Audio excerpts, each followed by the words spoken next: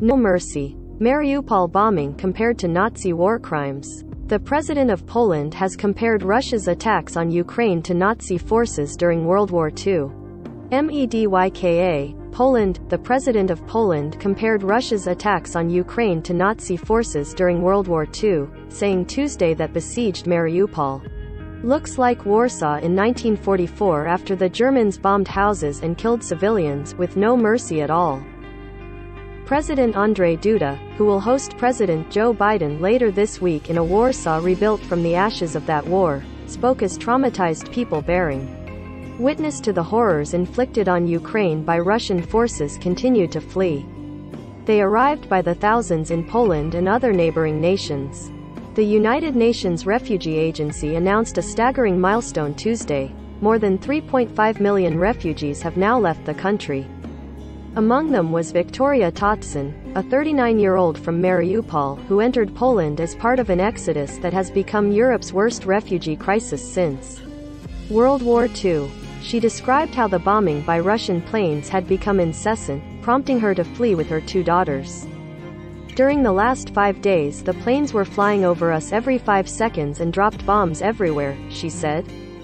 During a visit to Bulgaria, Duda compared the Russian shelling of schools, hospitals and other civilian targets to the atrocities committed by German forces during their occupation of Poland during World War II.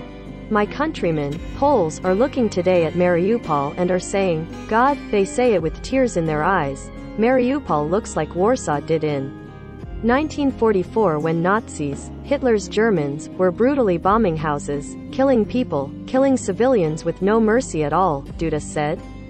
Today the Russian army is behaving in exactly the same way. Russian leaders are behaving in exactly the same way, like Hitler, like the German SS, like the German pilots of the fascist army during World War II. In the Polish border town of Przemysl, a refugee from Mykolaiv, 45-year-old Natalia Shabadash, described a rocket explosion just 500 yards, from her. It was very scary, that's why we decided to leave our home, she said, explaining that her husband, like many Ukrainian men, remained in the country. The UNHCR reported Tuesday that 3.53 million people have left Ukraine, with Poland taking in the lion's share, more than 2.1 million, followed by Romania, with more than 540,000 and Moldova with more than 367,000. Slovakia and Hungary have also welcomed refugees. The International Organization for Migration estimates that nearly 6.5 million people are also internally displaced within Ukraine, suggesting that some, if not most, might flee abroad if the war continues. Many of those who cross into Poland choose to remain, but it is impossible to know the exact number.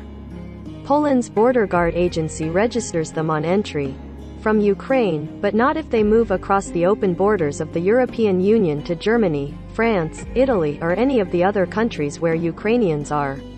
It's clear, however, that many opt to stay in Poland, close to their homeland in hopes of returning after the war and drawn by the linguistic and cultural similarities in the fellow Slavic nation. Large numbers of Ukrainians in recent days have registered their children in Polish schools or applied for a national ID number that will give them access to healthcare and other social services.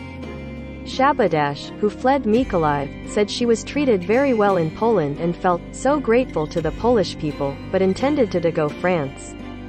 Meanwhile, groups of orphans and sick children from Ukraine are also arriving, sometimes in transit. In Warsaw, dozens of Ukrainian orphans and their caretakers who are headed to refuge in the UK were stuck Tuesday due to missing paperwork from Ukraine. The nearly 50 youngsters from orphanages in the central Ukrainian city of Dnipro were due to fly to London on Monday before traveling on to Scotland.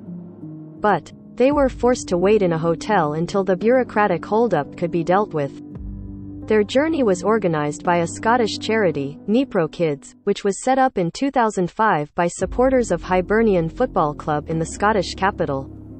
UK Home Secretary Priti Patel said last week that British authorities were working with Poland and Ukraine to ensure the children's swift arrival to the Duncan McRae, the media manager of Dnipro Kids, said the children were first evacuated by train from Dnipro to the western Ukrainian city of Lviv. They were then put on a bus and taken to Poland, where they stayed for the past 2 weeks. Sally Becker, executive director of the foundation Save a Child, which is helping with the evacuation, said the delay was due to a document that hadn't been provided by Ukrainian authorities, and emerged just as the group was on the way to the airport. "All we want to do is give them safe, temporary sanctuary in Britain until the war is over and it's safe for them to go home," she said. Jera reported from Warsaw. David Keaton in Przemysl, Poland, contributed. Follow the app's coverage of the war at https://apnews.com/hub/Russia-Ukraine.